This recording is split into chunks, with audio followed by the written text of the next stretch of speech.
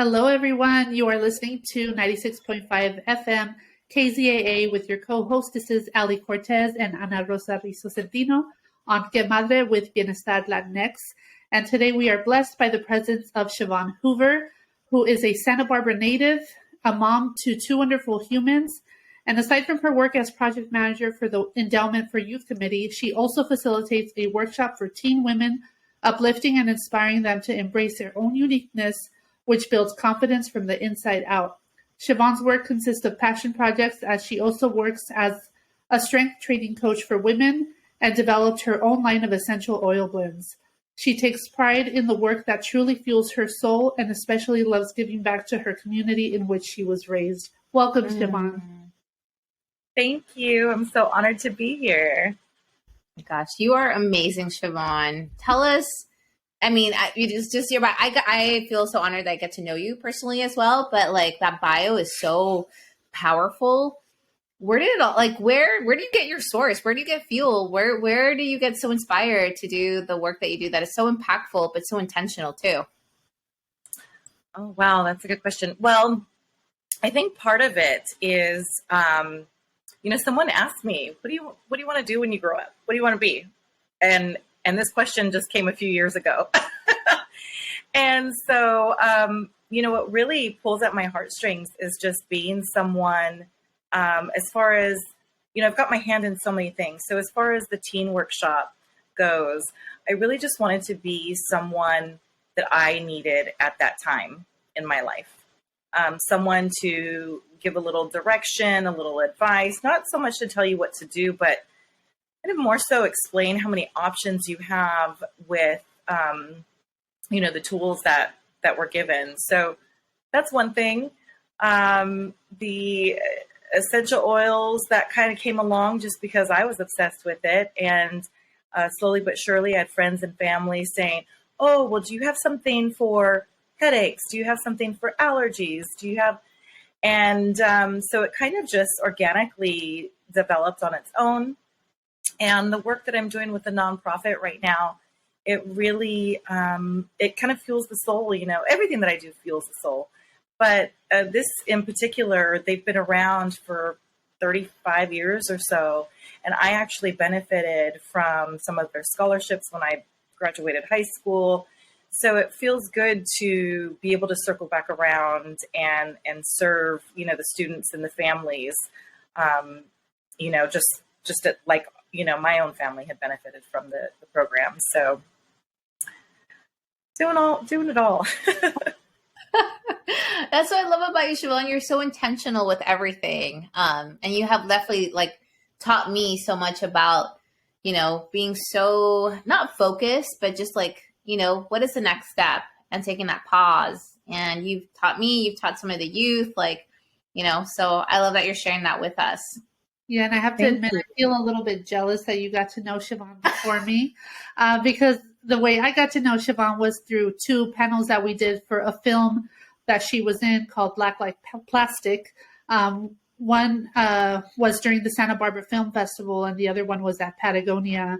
And I was instantly blown away by just how beautiful you are inside and out, and how much you love your kids, and the fact that you're able to give them opportunities and just have them outdoors right through the program with the C League. So yeah, I feel like I have a lot of catching up to do with you. You know what? I'm here for it. I'm here for it, girl. No, I think, timing is always interesting how things work out. I was teaching strength training classes at the gym when I met Ali. That relationship just instantly, it was fire and fuel, and we we said go.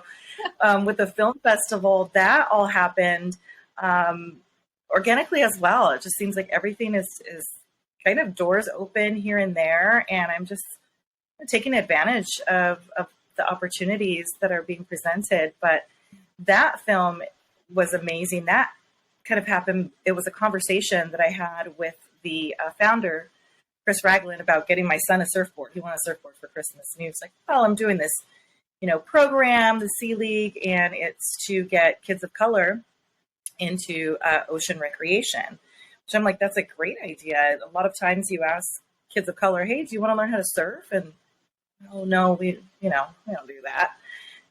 And it's like, no, this is our background. This is our playground here.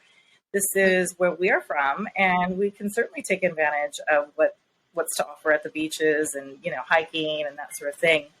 And when the film came into play, it was, hey, I'd love to interview your kids, and they're all for it, and I was for it. So it just all magically happened. Love that. It's so true. With youth that I work with, when I say, hey, have you gone to the beach, or I'll share like, I love paddleboarding or kayaking. They look at me like, what are you talking about? And you're right. It is their backyard, and they don't feel comfortable going. They don't feel safe, or maybe like a pathway where it's like, hey, come do this. So they do need that invitation. And I love that you're broadcasting that, that you share in a movie, you're sharing it with like the parents, with community of like, what do we have to do to make sure this is accessible, that they feel that this is really their home and they can take up, what they say space, but it's like, it's not that they're taking up space, it's their home. And I feel like it's important to remind people that feeling of not feeling welcome, it's for a reason. And I shared my story that, when my dad took me to a park in a neighboring community where it was mostly white folks, that this little girl that looked like she was the same age as me, 6 years old, a little white girl in a Girl Scout uniform, she told me that my kind are not welcome there and that it's their space. And, and then just fast forward now, when we took our youth from One Step a la Vez hiking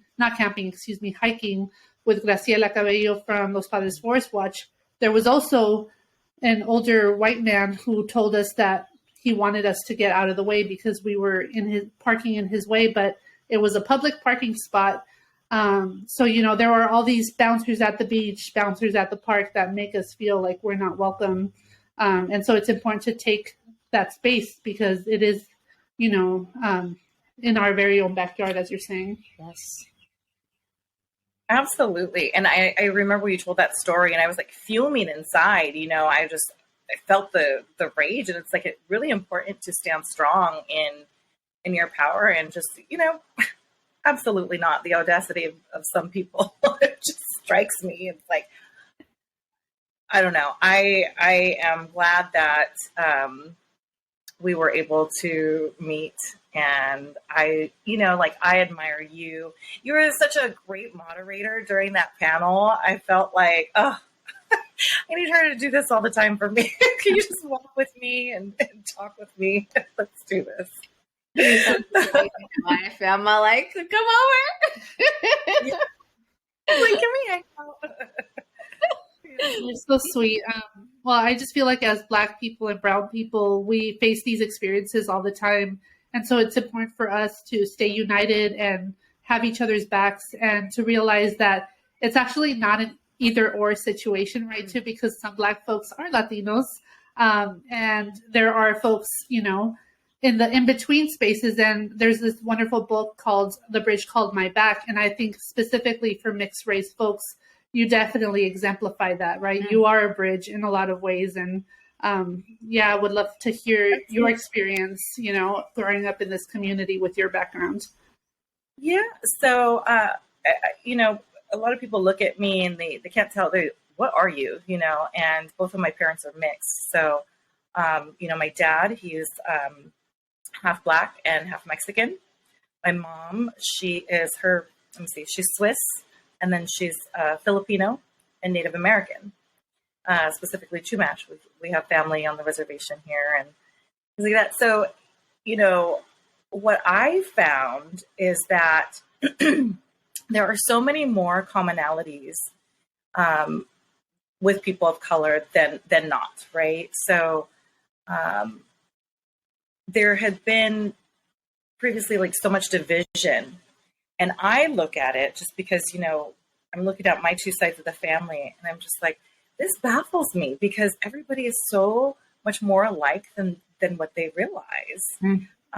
And so in any case, as far as, growing up here, I think that we have a special little bubble. We certainly do. But I think what's most important is that we realize how much stronger we can be together.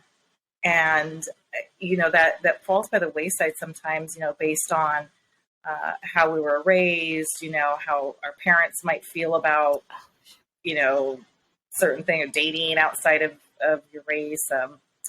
And it's still prevalent in our communities, in both the Black and the Latino communities. So something that kind of pulls at my heartstrings is when there's this like detachment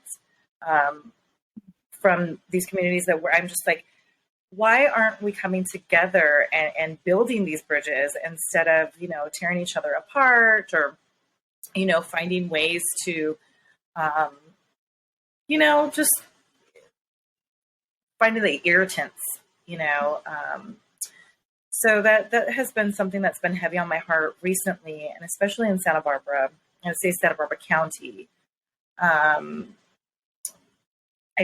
would love to find a way to work with partner organizations where we can, make things happen, such as the C League. So it's one program that I really support, because they are just like kids of color, kids who are not, just come on in, and it's all inclusive.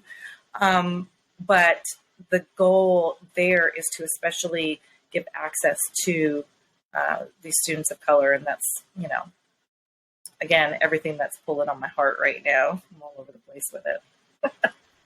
Glad you're doing that, and you're such a leader as well, and you do it with so much grace, but also with so much impact as well. And I think that's such a huge role model. And I love that you're in spaces where there's, we're having the deep conversations, and there's also spaces of like, we're having the conversation of action. And then you're also in spaces with youth, right? So I love just like, you're covering a lot, Shevon. And you do it so incredibly just, remarkable, really. So I know I've learned a lot from both of you. I feel like, I feel so honored that I get to listen and just like, talk about these conversations, because that's where a lot of the learning happens. And I know like in just, kind of growing up, there was so much I didn't know. And then because of conversations like this, I would come back to my space and say, you know what? I don't want to think like this. I don't want to say these things anymore. Like, for example, I grew up and I remember dating, he was such a great guy. He was such a great guy. And my mom would be like, oh yeah, he's nice. And I'm like, yeah, he's really nice. She's like, pero está muy morenito, he's a little too dark. And I'm like, and I just remember being like confused, but also, under the impression of like, well, what does that mean? I didn't have time or anybody to really like, really need that out. But I know instinctively that's wrong. And she's my mom, so I should listen to that. And I left a really good, situation there because of that, right? But that was okay. So remember, that was like when I was 18, right? And there wasn't a lot of these conversations happening. I'm just so glad that like we're all in these spaces now where we can go in and bring light to that, and so that people really are learning, to look to ask questions, to really make their own life choices. Right. And to give it language is that there's a lot of anti-Blackness within the Latino community that we have to work against actively and name it when we see it happening, and not just ignore it or turn a blind eye to it. And I've always done that. Yeah. And I'm ready to pick the fights if we need to pick the fights. Girl. There's just no other way, because we have to have each other's backs. Mm-hmm. Confronting it is necessary. And like you said, even within our own communities, the Latino community, it's like, oh, well, they're dark skinned, Mexican, or light skinned Mexican. And the same thing, they're light skinned Blacks and dark skinned Blacks. And it's this idea of skin tone giving rank, is just, it's unfortunate. But thank you for naming that, Amarosa, because I don't think that a lot of people realize what exactly it is, but having those conversations and calling it out, and sometimes within your own family, I had to have conversations with my Nana, like, Nana, it's not nice to say that, And she's like, well, I don't know. And I'm like, well, that's why I'm telling you, it's not nice to say those words, and we're not doing that now. But, sometimes you might be at the dinner table with your tia or with your auntie, and they're saying things that you don't necessarily agree with, or maybe they're just not savvy to it. I think that things are progressing, but it is something that is definitely necessary. Educating folks who are around us, not being afraid of that. I love how you are able to do it with a smile on your face, because I know I am not always able to do that. And sometimes when I get nervous, I smile. Yeah. But either way, whether it's in a nice way or a not nice way, either way, as long as we're addressing it, I think that's the important part, right? Delivery is important, that's for sure. Yes. It's like definitely something that you build, and the closer you have like the proximity of like people who like empower it and give it language, and like, it really levels you up to say, you know what, this is how I'm going to say it. I think there's also that, like, how do I say it? How do I have these conversations, even at the table? And just got to practice and keep going, even if your voice is shaking. I've had conversations where I'm like, Mom, that's not nice, and like, I sound like a little goatish, pero sabes que now that I'm older, I'm all like, eso no está bien. No. Así no se habla, así no se respeta a la gente, And I love her so much. And, even my dad has made some comments, and, and as a Latino culture, there's so much, kind of when we use a lot of humor, right? But sometimes that's like, what are you deflecting there? What are you not having? Where are you not stepping into the conversation? So I know it's like sometimes when I say things like, ay, tú, okay, pues, and I'm like, no, like, listen to me. Because you represent me, like, we need to be on the same page, and I need to make sure that you understand why. And I'm going to the why. I feel like once we start talking about the why, we really start expanding, and it's like, hey, we don't have to laugh about it. We don't have to get angry about it, and like calling in. But sometimes you do have to get angry, and sometimes I'm just like, what was it, fuming, and it's like, so it's waves. So it is. Oh, sorry. Go ahead. I was just going to say, there's just different levels of it, and depending on who you're talking to or what the situation is, the man on the trail versus your mom, you're it's going to be different. And so, I think kind of owning all levels of whichever way we want to use our voice is completely okay. And owning your voice, is that what you two would talk about in those Wonder Woman workshops that you told me about? Okay, because I want to hear more about those.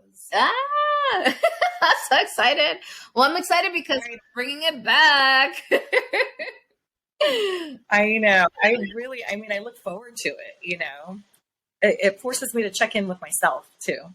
So even though we're working with these teen women, it's kind of like, okay, check in here, make sure that I'm right and whole and, doing me to the best of my ability. And then, presenting myself to teens, that can be nerve-wracking because you don't know if they're going to like you or not. And you don't know if they're going to want to listen to what you got to say. So again, just standing firm in the things that you believe in and what you want to share is really important. But man, Allie is just a rock star in her own right. I'm like, woo, keep going. You got this. And then Shevon brings in the like, even when she walks in, every girl's like, oh my gosh, like, what's that smell? And she smells like lavender. So like, it's like, just, it's such a, I'm like, you're a mood, Shevon. Very calming, like grounding with your presence, like Anna said, like from inside and out. Really radiate that energy that really presents itself as like, you can have a lot of energy and also very in control, as you are being mindful and as you help slow things down with the exercises, with the mindfulness, even with our conversations. Shevon presents in that workshop this beautiful exercise where she says, and we can all do it together. And just before we keep going, if you're listening to us right now, you're listening to 96.5 FM KZAA with your co-hostess Ali Cortez and Ana Rosa Rizo Centino on Que Madre with Bienestar Latinx. And we have an incredible guest with us, Shevon Hoover, and we're talking about the Wonder Woman workshop and why it's been so impactful with our youth, and also, you know, how we're bridging these our Latino community and Black communities, and like really bridging that and, you know, coming together to have all the conversations. So with the Wonder Woman workshop, Shevon does this exercise, and we're all going to do it right now. So maybe, Anna, you don't know it. So we're going to pretend you are in our program. And Shevon she'll say, okay, everybody, you know, make a list of your top 5. Who are your top 5 people? Oh, wow. Yeah. And then, you know, you write it down. Or things or places. Top 5 things that you love. Mm-hmm. And then so they write them down. And then what happens, Shevon? Tell them what you do to them after. Yeah, I know. So they're looking at their lists, and I ask them, did anyone think to name yourself? Ooh, I didn't. And right, your top things, you think about, okay, if you're a mother, your children, your spouse, your job, you know, the beach, or, you know, I love sushi, you know, whatever it is, all these things come up first. We never think about ourselves. And why is that? Like, why is that? And that's so it kind of, yeah, it forces the girls, and they all kind of sit back and they're like, oh, I never thought, you know. And it's not arrogance or conceit. It is more so out of necessity. And so in the workshop, we provide them with coping mechanisms for stress, for anxiety, for, you know, just all the troubles of the world are heavy on their shoulders sometimes. And we all know that because we were there at that point, you know, school and friends and, you know, all these things. Some of them have jobs. So what we have done is kind of provide them like, well, hey, here's an outlet. You can exercise. Here's an outlet. You can meditate. The oils, the essential oils, I have found that, well, and, you know, with essential oils, they trigger the chemicals in the brain. And so it's like you start relating things. Like, you know, sometimes you'll walk in somewhere and you smell something and you're like, ooh, that reminds me of my grandma's house. Kind of stuff like that. So it's triggering things in the brain. So lavender is just known to bring calmness, relaxation, you know, kind of eases your stress. Yeah. I have a confession to make. I don't know if I'm allergic to it. Oh, but I actually do not like lavender, and I feel like I'm the only person in the world who doesn't. No, you're not. You're not. There's a lot of others. And I always ask them too, is anybody allergic to lavender? And they're like, oh, no. Sometimes you'll get 1 or 2 in there and I can't use it. So, but yes, but there are others that you could use, like more of a citrus, maybe like a sweet orange, because that's known to bring on senses of joy and happiness and things like that. So kind of, you know, finding the balance in that. So yeah, in the workshop, we have a lot of fun. We have sister circles. We talk body image. A lot of times, you know, they'll put questions in a bowl and we're answering questions about love or nutrition. It widely varies, but I always feel very, very connected to these girls, and hope that they can take some of these things with them, you know, in life in general. It's like, we're giving you some shortcuts here. yes. And it's Hope you take advantage. you know how some like sub programs are like, okay, do this. Okay, goodbye. You know, it's like, no, we do like the whole like 6 to like 8 weeks of we're going to do it and we're going to build that habit together. And it's reframing, like, for example, exercise, you know, you look at it like, oh, I have to do a full hour. And Shevon just, you know, brings it on, you know, 20 minutes and you you are done.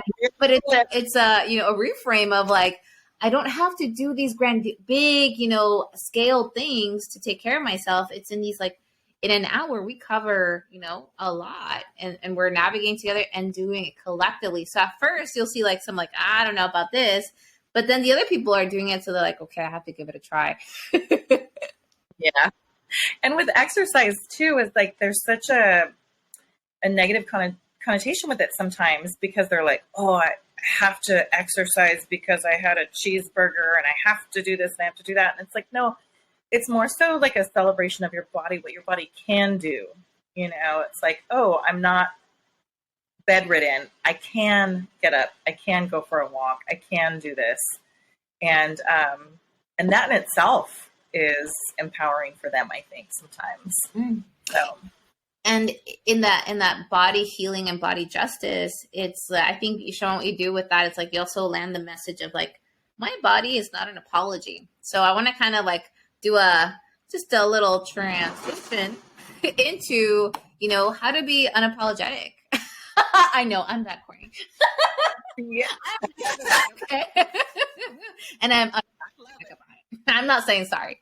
But you teach that with, you know, with everything that you do in all the sectors that you're in, and like in all the spaces, you really embody it. But you also, I feel like you also have a formula, you know, like how can someone show up unapologetic? Because unapologetic is also like saying I'm authentic, right?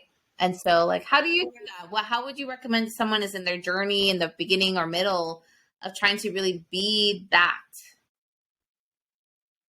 So changing mindset's really difficult, and working with women, you know, you grow very close in when you're working out together.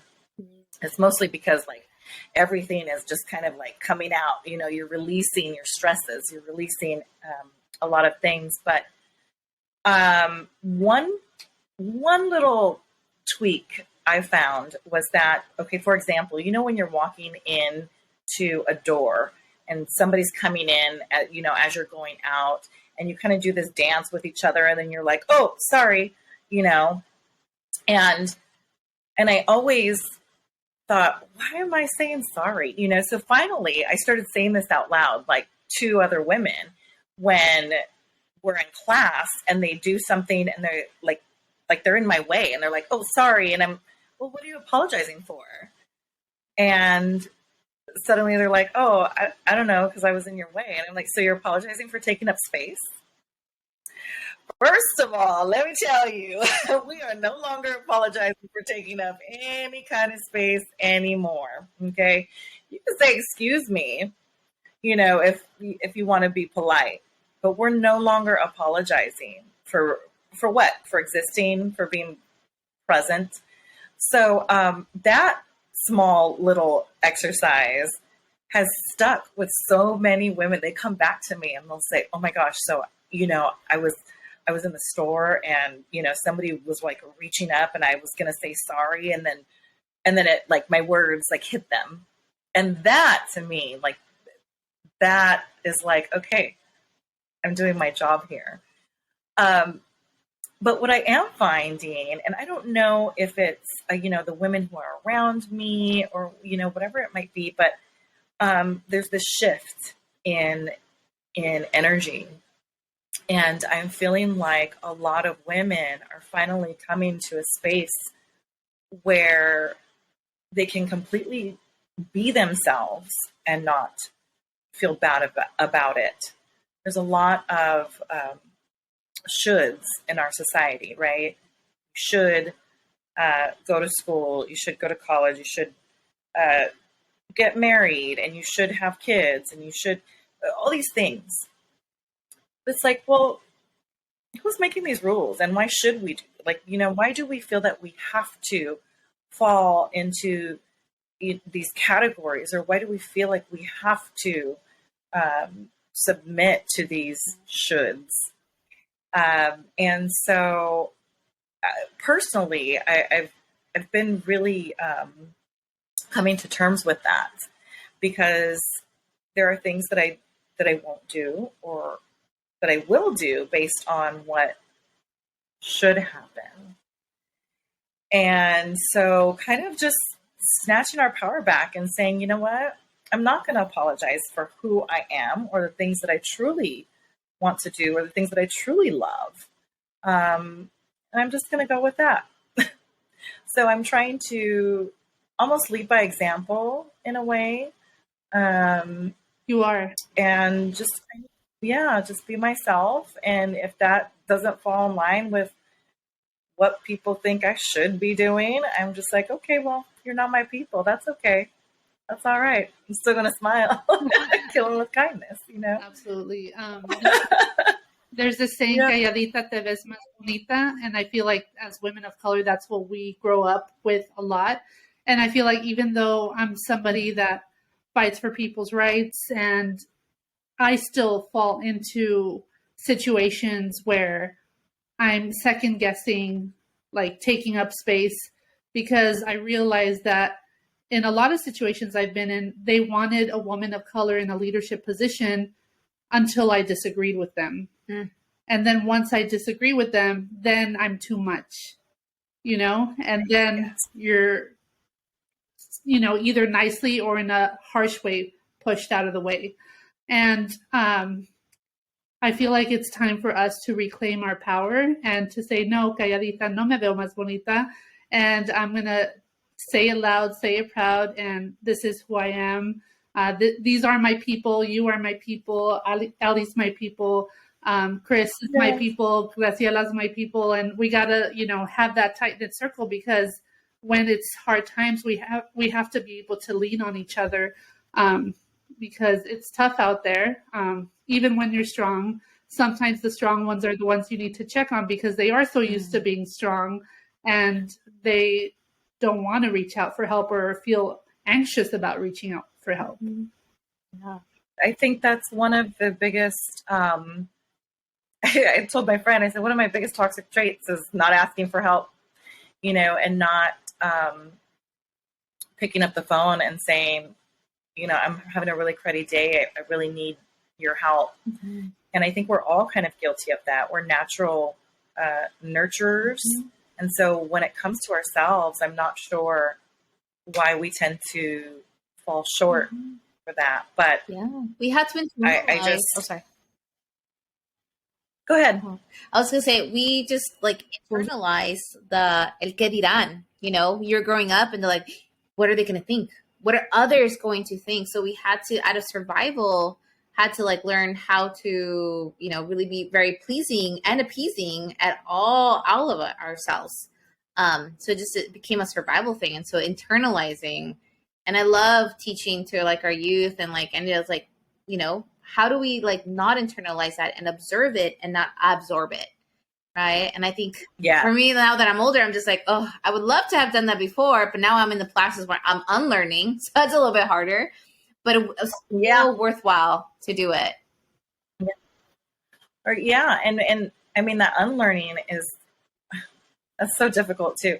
I mean, I recently told someone, I said, I have fought so hard for my peace as of lately, right? Mm-hmm. That maintaining it is just way more important than being liked or being accepted or being,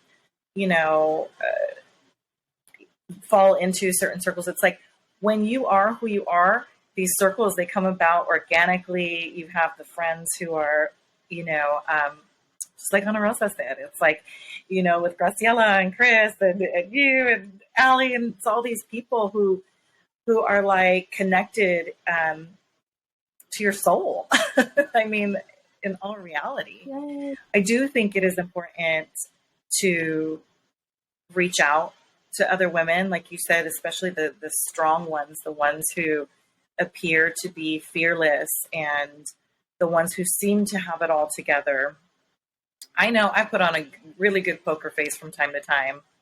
And I think that I have, when I'm not well, I'll check on my friends and I'll say, hey, how are you doing today? What's going on?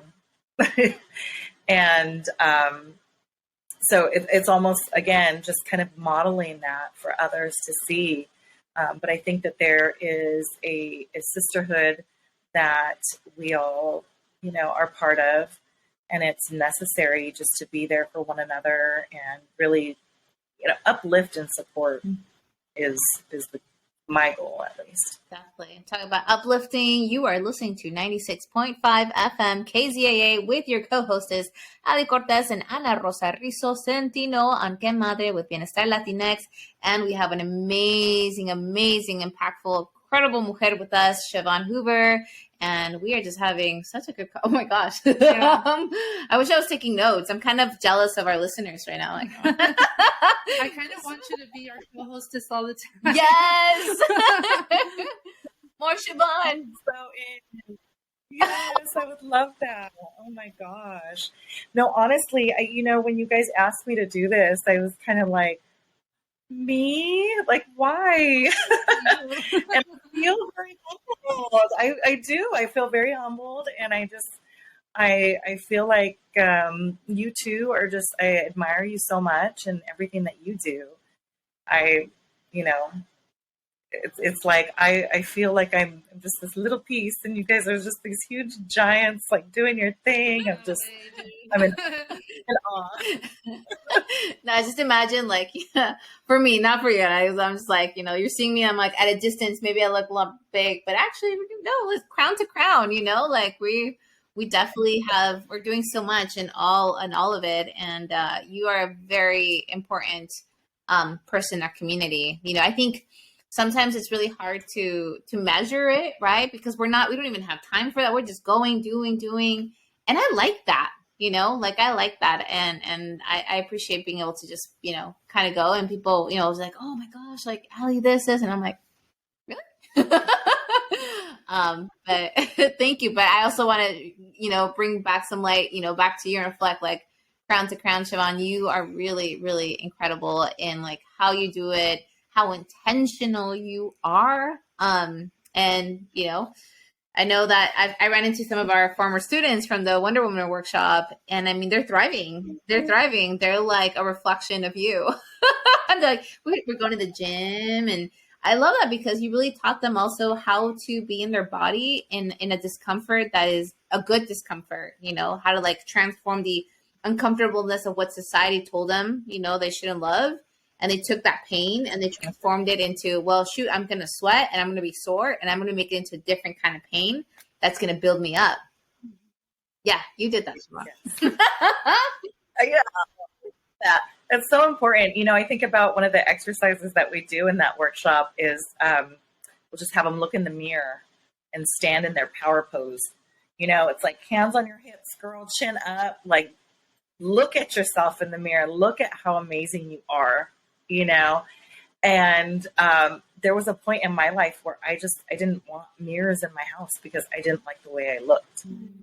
And it was what kind of catapulted my career in fitness. It was, just a very dark time. And I started working out. I won this, it was a transformation challenge, a fit challenge. And then from there, I took it to the next level. It was like, okay, I'm going to do this bikini show, bodybuilding stuff, but what I did find was that it's an outlet for stress, and it allows you something to focus on, and not so much for the aesthetic part of it, but more so for the mental strength that you gain in taxing your body, for whatever reason. It really is more of a mental challenge than it is a physical challenge. Your body will do whatever your mind tells you to do. And so what I hope for those girls is that they recognize that and they see that. So what are your tips to stay motivated for working out? Because I've had a personal trainer for several months now. She's Puerto Rican, and I love her because she gets it, like I feel like I can't be with and I think I mentioned this in a previous episode, I can't be with like a white blonde haired Barbie kind of personal trainer because I don't think it just won't resonate, because it's not the same culture. It's not the same curves. And I think I've noticed every single time that I work out, I 100% always feel better at the end. So it's just that trick of getting started. And so something my personal trainer just told me is instead of saying I'm going to work out, say I'm going to put my tennis shoes on. And that way, like you're getting into a different mode, but then it's not like Yes. going into the whole thing of, oh, how am I going to work out? And it's just, all right, I got my tennis shoes on, so now I'm going to do the thing. One step at a time, I tell you. The hardest part is always getting there, and if you're doing like an early morning, the hardest part is getting out of bed, or the hardest part is ending your day and then having to go to the gym. So, one thing is like I said, see it more of a celebration as to what your body can do versus a punishment. Have to go work out. It's like, no, I get to work out. I get to do this. My body can do this. Accountability partners are everything. Someone who will say, I'll meet you there and show up is really important. I've always found that women are more successful when they have another woman by their side, showing up with them, saying, let's do this together. The other part is that I think we get so down on ourselves. And so it's almost like, all right, you had a cruddy meal that day and you didn't work out. And then you start getting in this cycle like, oh, well, I already messed up this week, so I'll just start again next week. It's like, no, you can start over midday, and you can say, you know what, I was supposed to meet my girlfriend at the gym this morning and I didn't. Instead, I slept in. I had, a big old breakfast that I shouldn't have had. But, after work, guess where I'm going? I'm going to go work it. So you can change it at any moment. And then, once you get the momentum, so, it's hardest to get started. But once you're in motion, it's like the laws of physics. Once you're in motion, you're going to keep going. Mm-hmm. So you kind of get used to that feeling of, okay, I'm going to tax myself, but then you have all those endorphins and the serotonin and everything's flowing through your.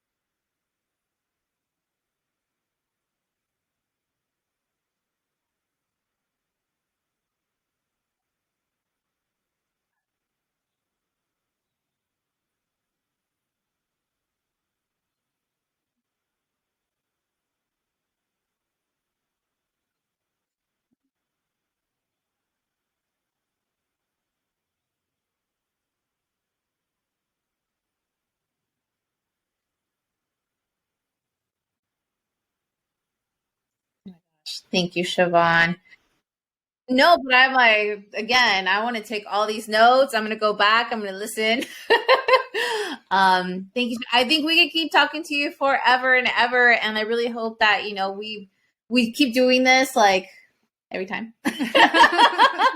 And, I'm just looking at time too, and just, want to start wrapping up our show. And any last words? Just that I love you. And I am so excited that we're in community with each other, and I'm looking forward to everything we're going to do together.